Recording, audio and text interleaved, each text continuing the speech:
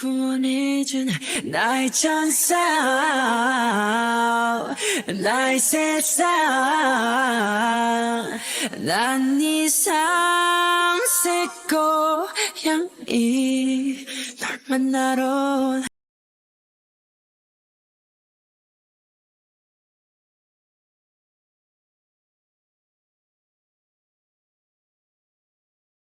Finally, taking her wedding dress off, Wyan was seated on the bed. The bedroom was softly lit, and the room was full of with her favorite scented candles. The bed was full of flower petals, so soft under her, she could feel the mattress sinking under her palms. But that was not it. She couldn't tolerate anything happening around her now. What happened? And why it had happened to her out of everyone? The room seemed to be quiet and calm, but her heartbeats were thundering against her ears like they might explode any time.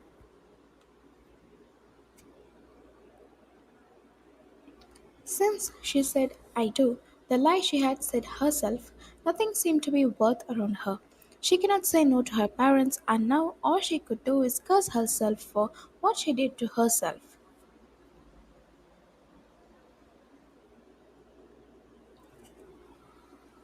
She was seeing someone else. She was about to tell him she wants to date that person, but now she was forcefully married into a mute guy in her community. Her age, good looking, but more than anything else, no one asked her if she liked him too.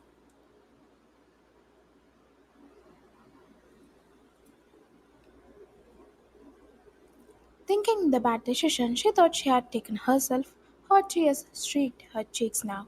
Silent tears, like, was it even worth to live for anymore? She thought, and that was when the door creaked open, a shadow came in.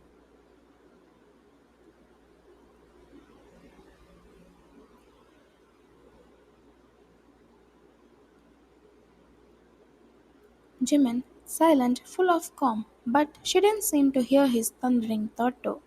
As soon as she realized he was on the doorstep, she didn't even dare to look at him. Her eyes turned to the door, just on the door, not on him, as she said. No, screamed. Go away, just get the hell out. She said. He flinched at the sound. A small gasp, soundless, escaped his lips. But he didn't turn. He stood, waited. But the next second, Wyan stood up. Why, you can't hear too? She says, her fingers gripping the door. She screams before locking the door, and Jimin instantly stepped back. The door slamming sound echoing all through the room. Jimin stood there wondering what really happened. He thought Wyan was also okay with this marriage. If not, he wouldn't have married in the first place.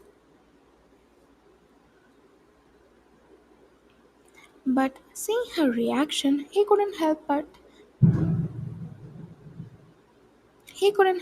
himself at all. Silent tears poured down his cheeks. If he could, he wants to apologize from the outside.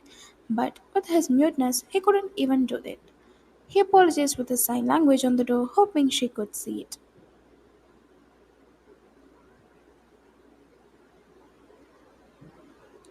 Jimin woke up early, or maybe he didn't sleep at all. He's a painter and he works for an art gallery since he was 22. He's quite famous around there. People call him Muse, charmed not only by his artwork but by his face, his quiet magnetism. They came to see him more than his arts. He was always kind to people that come see him. He teaches them sign language sometimes, and many even learned a few just to talk to him. That was how it began.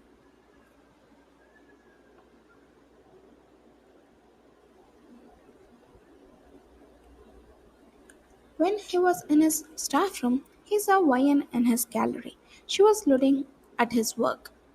She was looking at his work with a smile on her face. And since then, she was looking at his works with a smile on her face. And since then, Jimin couldn't stop thinking about her. She left a mark on him. Many times she visited the gallery, but Jimin had no courage to go talk to her even once. He was really shy to show himself at the artist she admired. But to his surprise, when his parents told him Wyan as his fiancé, Jimin was on cloud nine.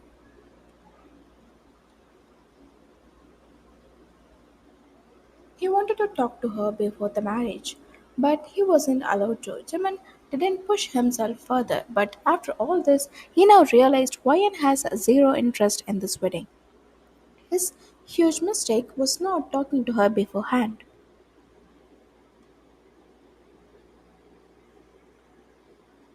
When Jimin turned, his eyes were on the door. Wayne was still inside. The door was still locked. He sighed to himself before freshening up. He came back to the kitchen and started cooking for both of them, his heart restless.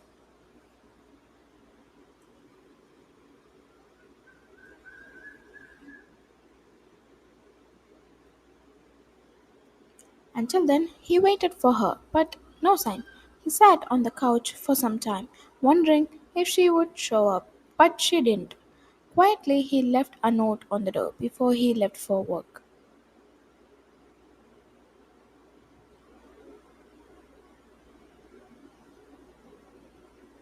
When Wyan came out of her room, she saw the house was empty. Her cheeks were red from crying all night, and the quiet room only gave her relief. Her sigh echoed in the new house. She slowly walked up to the couch and sat down.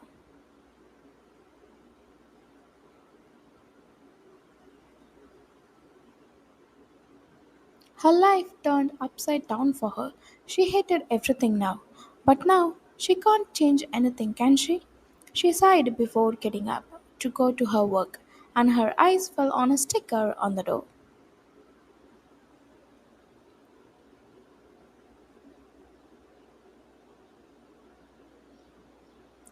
Her eyes squinted as she went to the note. I have prepared something to eat for you. I left it on the table. Please have it. It says in this handwriting. She grunted before grabbing the paper harshly. She quickly tore the paper into pieces, as if she wanted to show all the anger to the mere paper itself before storming away.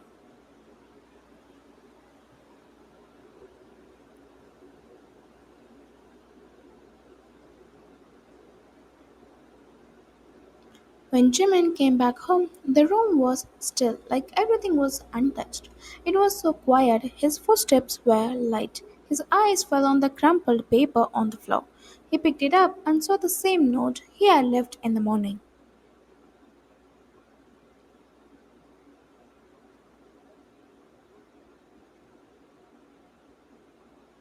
He sighed before going to the kitchen and saw the food untouched, now turned smelly. A small tear escaped his eyes as he cleared the food to the bin, but he was determined to show what he truly is to her.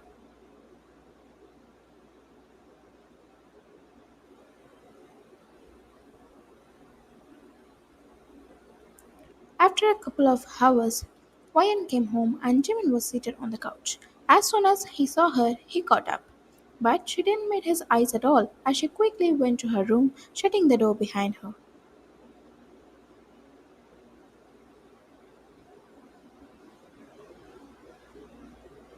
He waited for her to come out, but she didn't. Slowly, he went to the kitchen and started having the food he made. Then, he saw Wyan coming back to the kitchen. She took a pan and lit the stove as Jimin stood up.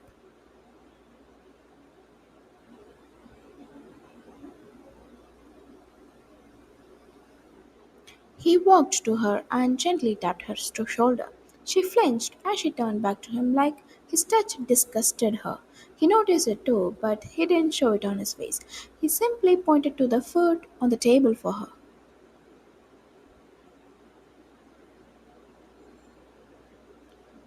Come eat, he sighed with his hands, and she glared at him. I'd rather die hunger than eat the food you made, she said to him, and he froze at the words. She turned back and started chopping the veggies.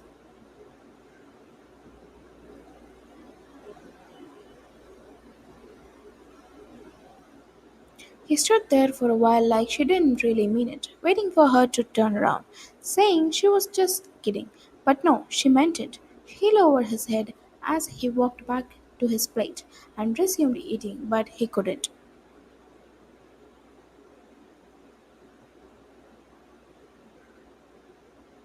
He stood up with half full plate in his hands and bent it.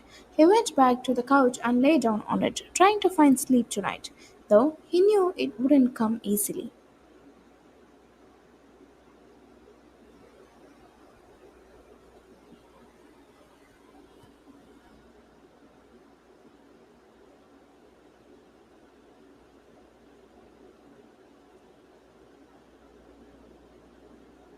The next day, Wyan came out of her room. Her eyes fell on a different colored sticker this time. She went to it, and even before she could read it, she crumpled the paper to the floor again. She hated how he was persistent now. Skipping breakfast would be better than eating the food she made. Skipping breakfast would be better than eating the food he made, she thought. She was off to her work, not giving a single look at the hot food waiting on the table.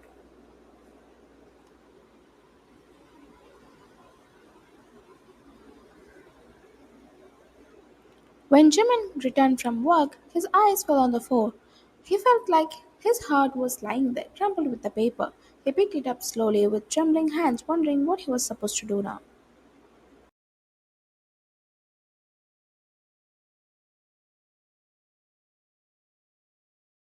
What had gone wrong from his end? He finally realized that people would admire him, come have friendly talks, but they wouldn't share a life with him. Too much to handle, too much to care of. He wiped his tears before they fell to the ground as he bent the paper gently.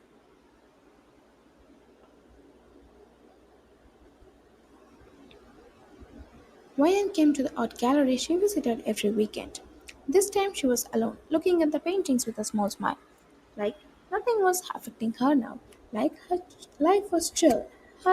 Like everything was normal to those who had no idea what she was going through or what her married life was like.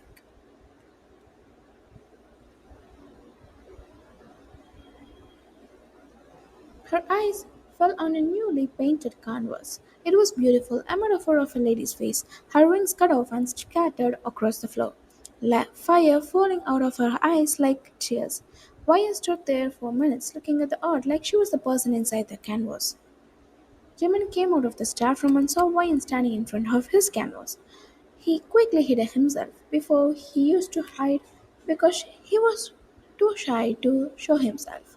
But now he was scared.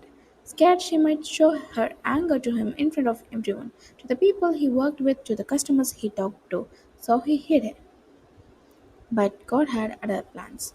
A co-worker of Jimin walked over to Wyan, smiling politely. Would you like to buy this one, ma'am? She asked, and Wyan turned to her. Yes, I would, she said as the lady explained the price.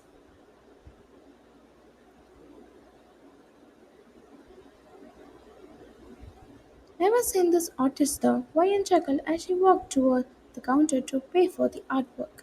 Oh, he's here, the lady said, and Wyan looked up. Really, can I meet him? She asked, and the woman nodded before glancing around.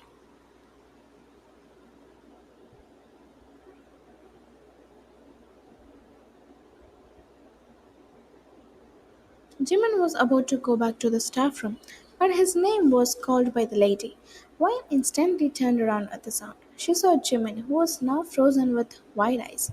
Come here, Mr. Park, the lady said, and Jimin gulped before walking toward them.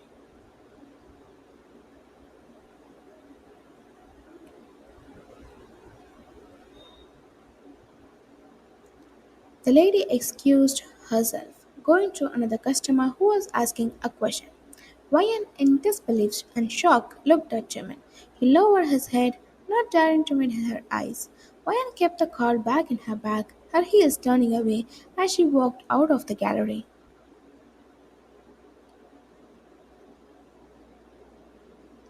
Jimin looked up, seeing Wyan walking away. He felt like a huge rock was placed on his chest, pressing the air out of him with every step she took farther from him.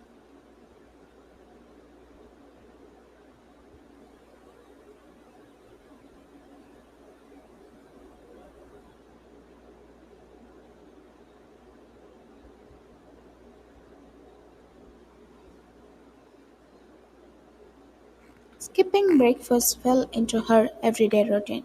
No time to eat when she was stuck in traffic. Sometimes she just picked a coffee from a cafe or a quick sandwich to stop the grumbles of her stomach, but never a good meal.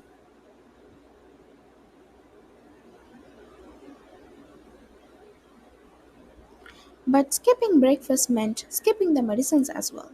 That didn't affect her at all until one day. She came back home in the afternoon, unable to sit through a meeting. She excused herself and took a cab back home.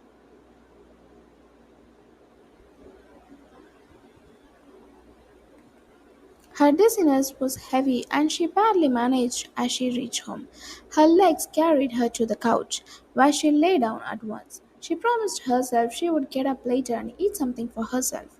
But no, she had no strength at all now. Her eyelids were heavy as she closed her eyes and her consciousness slipped. And after a couple of hours, Jimin came back home and he saw Wyan on the bed. The room was still except for her loud breathing. He went to her but was scared to wake her up. Then his eyes widened.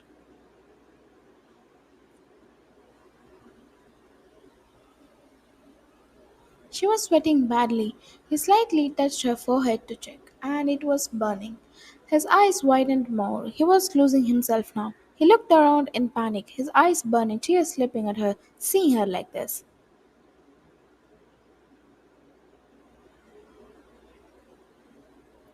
He brought a bowl of water and a cloth in his hand. Kneeling down next to her, he started pulling the cloth on her.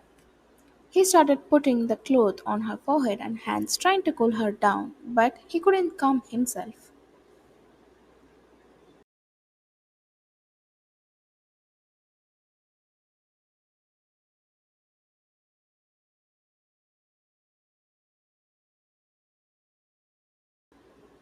His tears slipped freely, one day realizing how much he loved her despite her being cruel to him.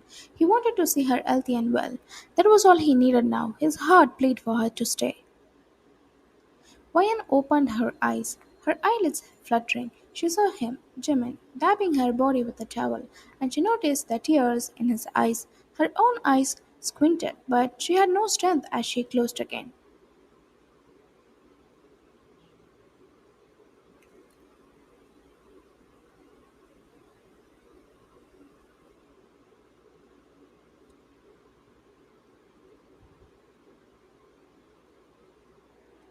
After what felt like forever, Wyan opened her eyes and saw Jimin next to her, staring. His big eyes were filled with curiosity and worry. She grew flustered as she tried to sit up, but she couldn't manage to move.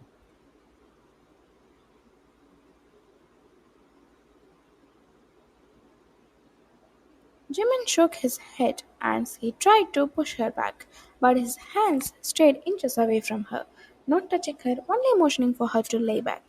You have to eat and have tablets, he signed to her. Her eyebrows squinted. She couldn't understand his sign language as he was signing too fast, like he was panicked. And as he saw her face, he slowed down his motions. You have to eat, he said gently.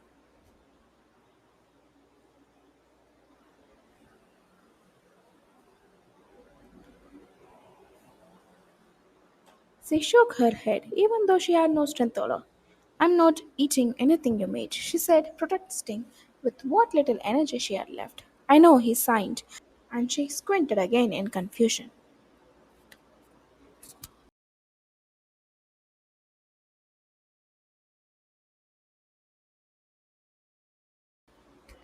That's why I brought your friend, he said and looked behind him.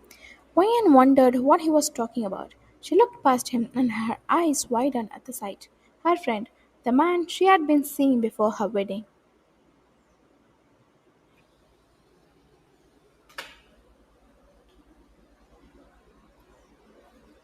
The man she had liked, the one she had wanted to confess to, was in her kitchen cooking. Hey Wyan, give me a minute, he shouted from there. Wyan looked back at Jimin, who lowered his head before glancing up again.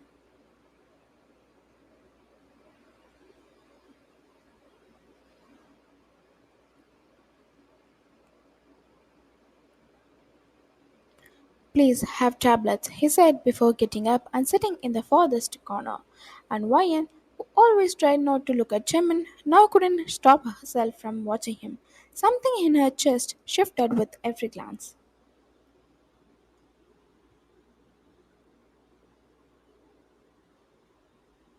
Hey little bun, we were talking about you in the meeting, the man said before coming to her, handing her a warm soup. Come on now, get up. He placed the soup on the side and helped her sit up.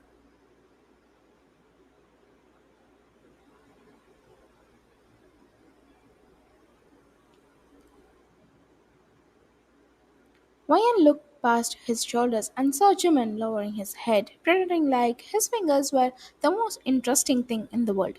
Have it, the man said, giving the soup to her before returning to the kitchen.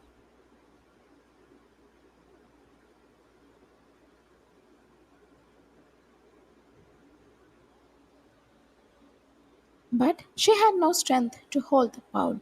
Noticing that, Jimin instantly stood up and rushed to her, holding the bowl for her. His fingers were already on the spoon, his eyes silently asking, "Can I feed you?"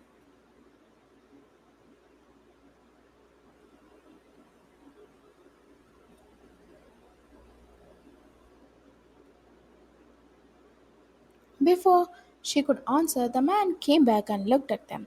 "Jimin, I will help you," he said, taking the bowl from Jimin's hands.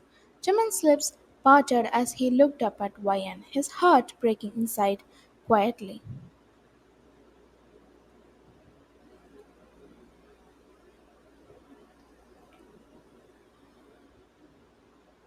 Ryan's eyes fluttered as she looked at Jimin while being fed by the other man.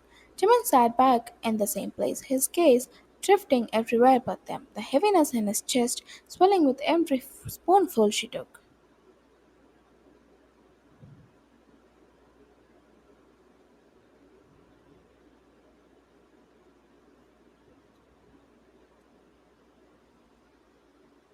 The man helped Wyan go back to her bed, and Jimin lay down on the same couch. Wyan had been on moments ago. The heat on the couch was inevitable, and he tried to sleep in the warmth she had left.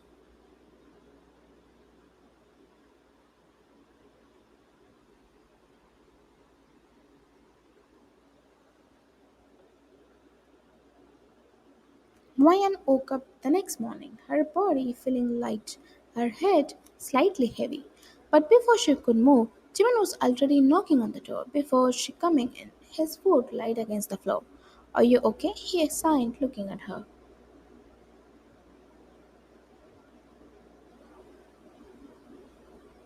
Ryan quietly nodded her head before looking away. Jimin waved his hand in front of her to make her look at him, and she turned back toward him. "I will bring something to you. Will you eat?" he asked gently.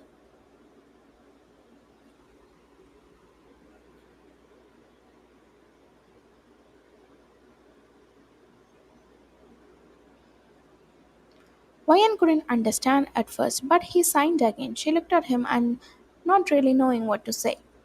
"I'm sorry, your friend is busy," he sighed again softly. "Shall I cook for you?" he asked once more. And in an instant, she saw Jimin smiling at her. For a moment, she forgot everything looking at his smile. It was pure, innocent, like something she could see in a child. "I'll be back," he signed before rushing out of the room, like he had just been granted his biggest wish.